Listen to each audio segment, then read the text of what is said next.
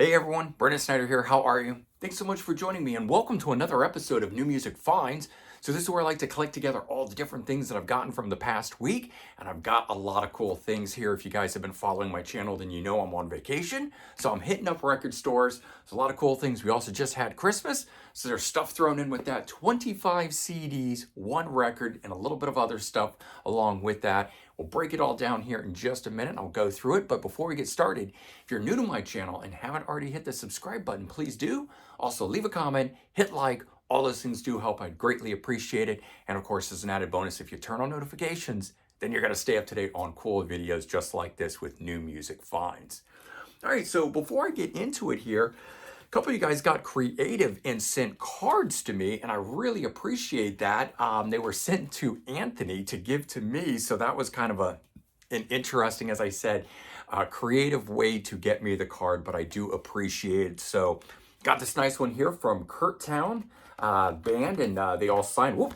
And we got a nice little personal letter in here and a guitar pick. A bunch of nice guys there sending me this great card telling me how much they love the channel and everything.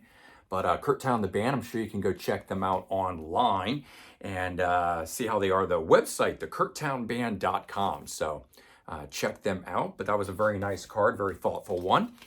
And then Greg Stefano sent this one, which I really liked, as all the music CDs. It was pretty cool because he sent one to Anthony too, and Anthony's had a record on it. So just a very nice quick message from him, and well-wishing, because as most of you know, I'd been sick for the last couple weeks. I'm actually still trying to get over it here. I don't know what this is because it has really been dragging on, but as you can tell from my voice, I do feel a lot better. I finally got some meds from my doctor, and it's really starting to finally clear this thing up. So all right, getting into the actual music stuff that we want to talk about here. There was a couple new things from this past Friday of new releases, December 22nd. There was still this one here. It was a new UFO Archival Live album.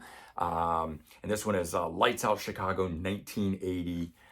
Single disc, 12 tracks on it. This show has been released in a truncated form, but this one was the complete show. So that was kind of the cool feature about this one and getting it. It's out on the Cleopatra Records label. So as I always say, check it out before you give it a listen so that you know the quality of it. I have yet to dig into mine. You can see it's still in its shrink wrap, but that'll tie into some stuff later on in this.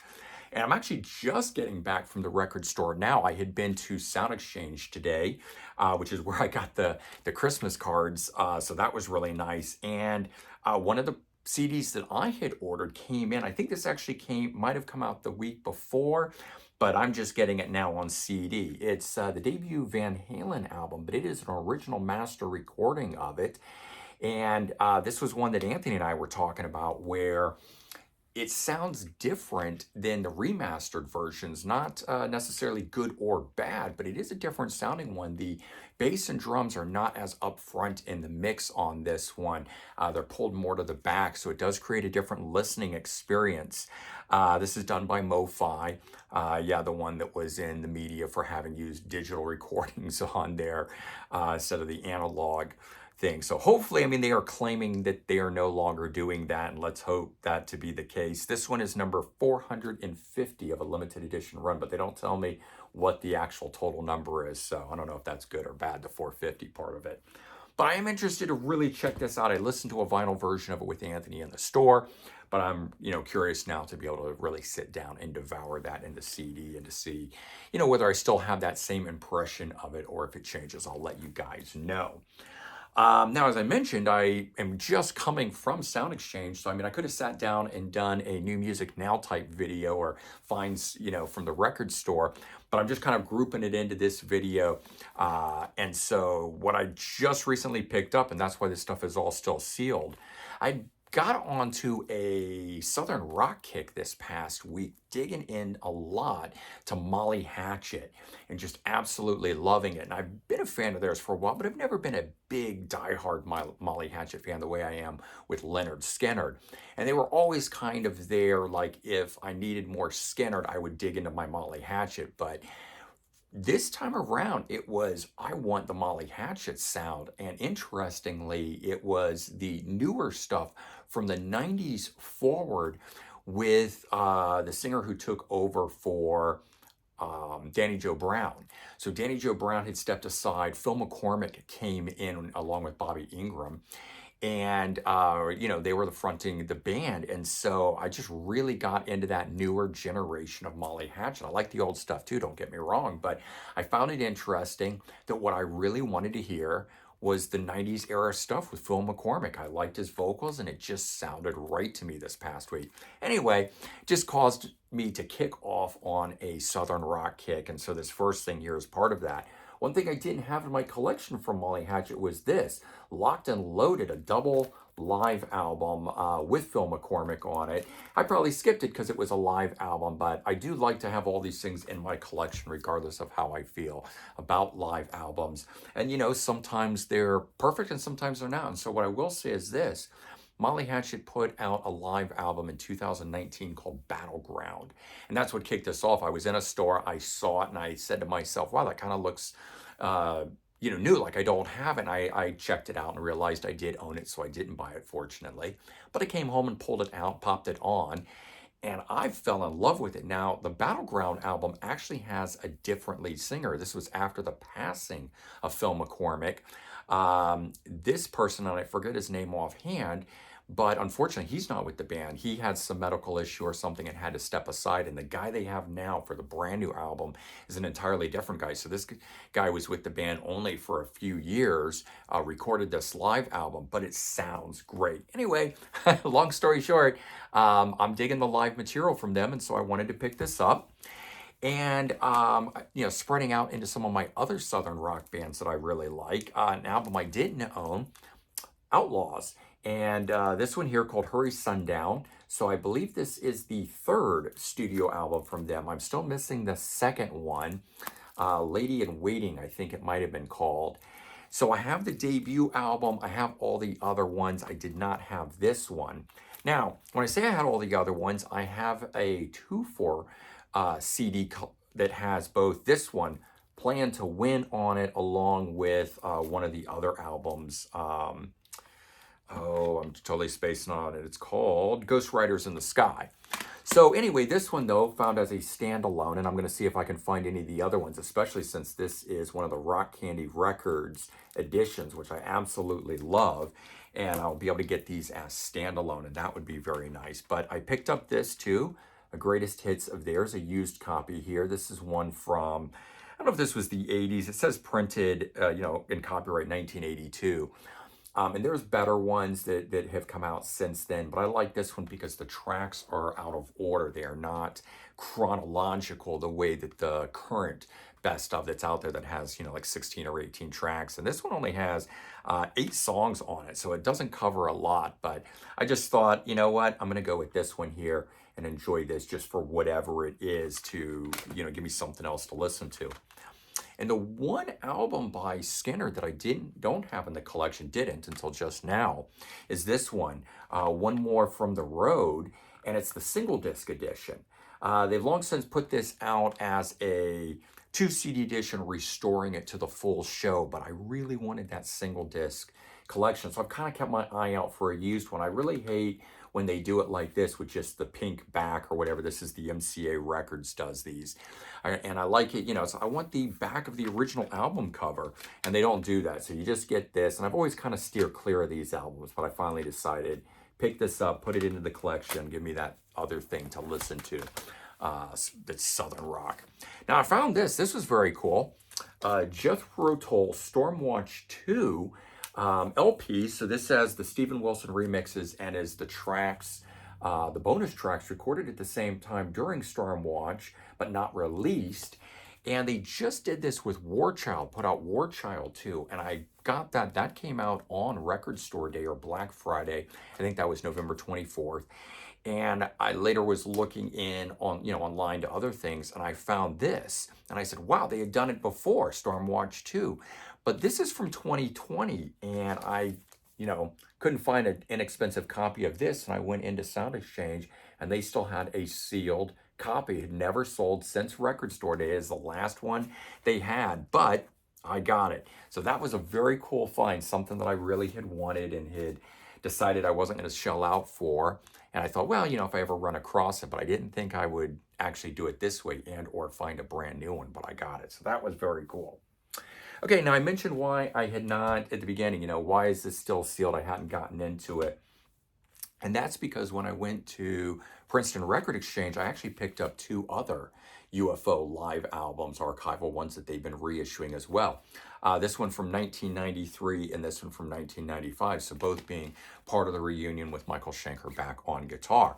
But I was busy devouring these, not really anticipating that one was coming out. I got that midweek or so, and then Friday this came out. So a little too much live UFO for me. I just decided to keep that one sealed until I dive into it. And that's usually how I feel with things. So if you ever see me do this, or like I'd also shown this after the video that I made from Princeton Records, I've not opened it yet. It will get open. I don't put these on the shelf sealed. It's just, I don't like to open a new CD until I'm actually ready to listen to it. So this was at only 500 made of this, the Nectar, Remember the Future live in New Jersey from 2002, getting a release now in 2023. So that was kind of a cool thing. But yeah, I haven't checked it out yet. Arcadia, So Red the Rose, single disc edition. I do have that triple disc version of it. But as I said, I like to have just the original pressings of these things.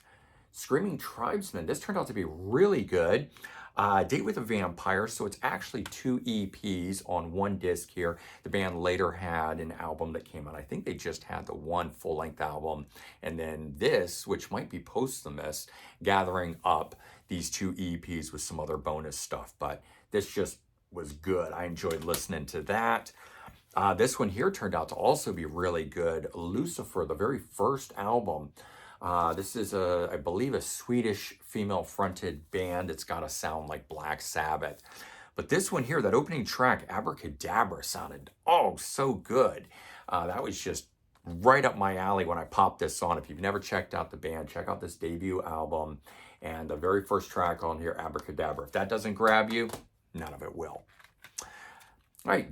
Dixie Dregs, industry standard, a Wounded Bird edition of it. Again, standalone copy. I have a triple disc version of this along with some other ones, and I'm trying to buy them independently and have the full art and that sort of thing. This one here, Small Faces, 78 in the Shade. Had this one on vinyl, but never on CD. Found a copy of it on Wounded Bird. And I have to say, I remember not really caring so much for it when I had it on vinyl, but then that was 10, 15 years ago at least. Listening to this now, I really enjoyed it. So it's always cool as your musical tastes continue to grow and change, that even albums that you may have gotten back a while ago and they didn't click with you at the time. I was just purchasing that because it was a reunion album of the Small Faces and it had, various people on it. In particular, I was really picking it up because it had Kenny Jones and Rick Wills on it. Rick Wills, who goes on to Foreigner, and Kenny Jones, who's played with The Who and other people. Of course, it had Ian McLaughlin on it, who I now really like. Got a couple of his solo albums that are fantastic. And of course, Steve Marriott on there. So great lineup doing this album here. The Southern Rock thing, this is part of what helped kick it off. I found this, Hydra, and the album is called Land of Money. But having pre-owned this already on a triple disc version of this, in fact, I think it's right back here if I can grab it quick enough for you guys. So I'll just show you what I mean. You guys know what I'm talking about. When you get albums like these, I have this one standalone, but I bought it to get these two. Now I have found this album, so all I got to do is find this one, and then this one goes somewhere else. I either get rid of it, or, meaning sell it to somebody, or what I do a lot of times too is just keep them for the car.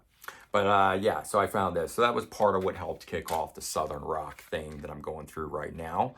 This one I was just picking up to complete my collection, but I ended up really enjoying it. Paul Rodgers and Company featuring Neil Schon on guitar from Journey. And I thought, I don't really want to hear anyone do Hendrix but Hendrix. And it was cool because not only do I just love Paul Rodgers' voice, but they weren't straight up Hendrix covers. These sounded more like somebody putting a little twist to it. And when Hendrix did his music, it was more punctuated guitar on things. At least that's how I feel with it. Whereas this is much more smoother or integrated, moving from one lick to the other, one chord to the other, however you want to describe it. And I found that I actually really enjoyed hearing these interpretations. So not only is it a live album, but it was a covers album, and it was of Hendrix, and it was a lot of things that were keeping me from it over the years. But I think I got that for, a couple dollars. And of course, if you saw it, remember it was in such a horrific, dirty case and everything. So I just cleaned it up and looks beautiful now. 10cc, the singles, this actually turned out to be really good too. I was just taking a chance on it. Found out that it only covers up through, like, I don't know, the late 70s or something. So it doesn't even go into the era that I actually like of the band, making this kind of cool because it's that earlier stuff, the more mellow stuff that I've always had trouble getting into. But when I listened to this, I did really enjoy what I was hearing.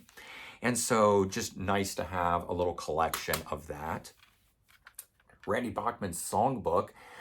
So this one here is his band at the time, running through Guess Who and Bachman Turner Overdrive stuff. And they do pretty good versions of it, but it is just sort of straight ahead, live, one take, re-recordings in the studio of it. So there's other stuff, nuances and things that, of course, you remember from the classics that aren't on these. But sometimes that's fun just to hear. And it's recorded all at the same level and volume. And so instead of going from, when you've got the Guess Who from the 60s into BTO of the 70s, sometimes that stuff doesn't always sit well next to one another. And I do like it when artists will do these re-recorded versions, so it's all done at the same time. That's kind of the way like a live album is. And I think that's why a lot of people can really enjoy live albums, because no matter when that song was written or originally recorded, a live album puts it all in the same level, so to speak. All right, picked up 2 Quartermass albums, and as I later found out, Nick Semper not on this one, but he joined this one. So, I didn't know a lot about the band, but I knew this had Nick Semper from Deep Purple on bass, Don Airey on keyboards, and that made me really interested. Now, this was utterly fantastic. This one here, while I liked, I was a little disappointed in that, again, I thought those people were on this one. They were not. But a great early proto, hard rock, proto metal sounding album that still has connection to Ian Gillan, Deep Purple, that sort of stuff. So got those, and then this one turned out to be good too. I was just buying this because I had been listening to the Kinks recently, but Lola versus Powerman and the Money Gorund or something like that.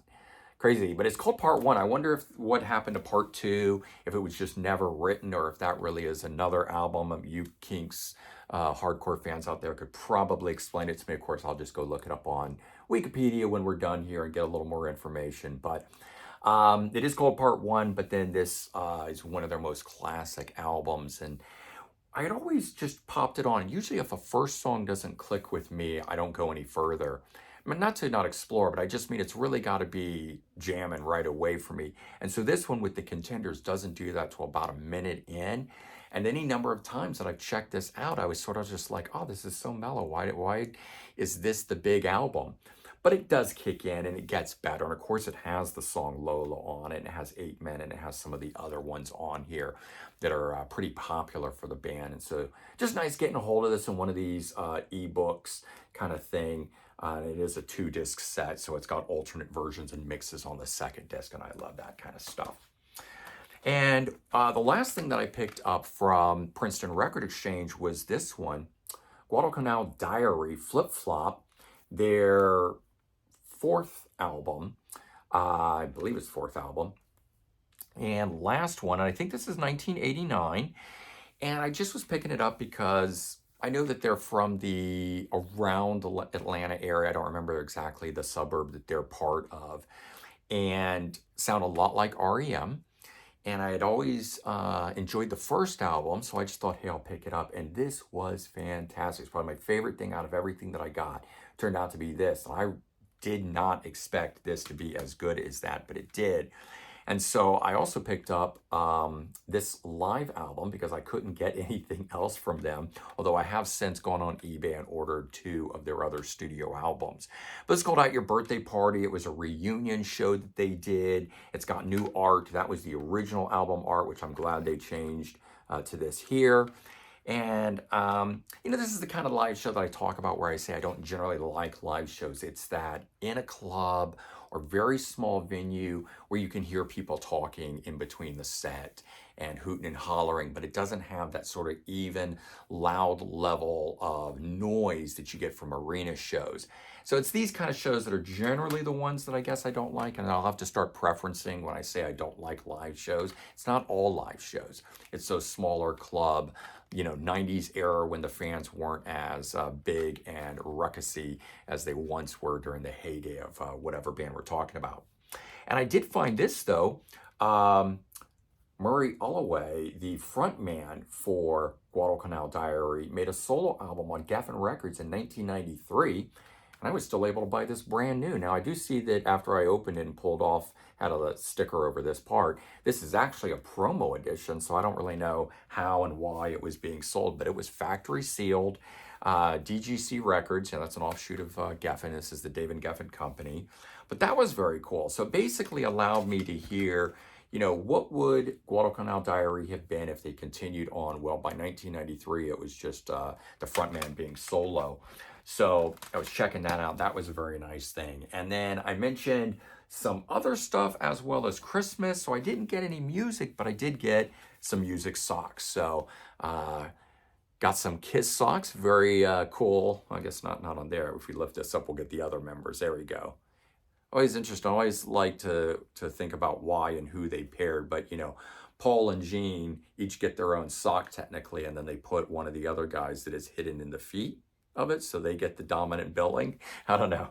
There's that, and then I got some Pink Floyd ones as well. So got some cool music socks. I picked up some cool music over this past week. It was a lot of fun hitting up those stores. I'm actually still hitting up some more because I'm off all of this week as well. And by next Wednesday, you'll see the scores from all of that sort of stuff. So do come back. Every Wednesday, I post a new video like this of my new music finds, and you get to see the stuff that I'm currently listening to and digging through and hear some reasons behind why I pick stuff up and how I grow this, 12,000 plus CD collection to what it is. Well, this is how I do it. All right, everyone, take care. Have a good one. Again, quick shout out to, if I can find them fast enough, these couple of people that sent me Christmas cards, well wishes. That was very, very nice, you guys. I really do appreciate it. Thank you. All right, everyone, take care. Have a good one, and I'll talk to you real soon. Bye-bye.